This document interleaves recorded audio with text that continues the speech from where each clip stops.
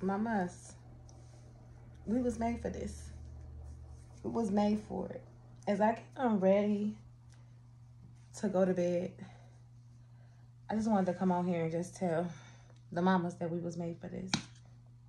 That you have the grace to be their mother.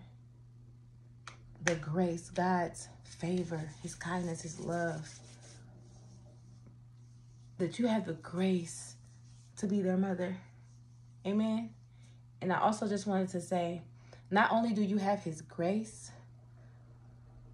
but the creator, Elohim, the creator of this universe, of all things, right, decided to create you as a mother.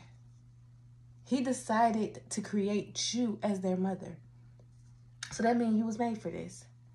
Stop trying to be the perfect mother and become the mother that God created you to be. You got this.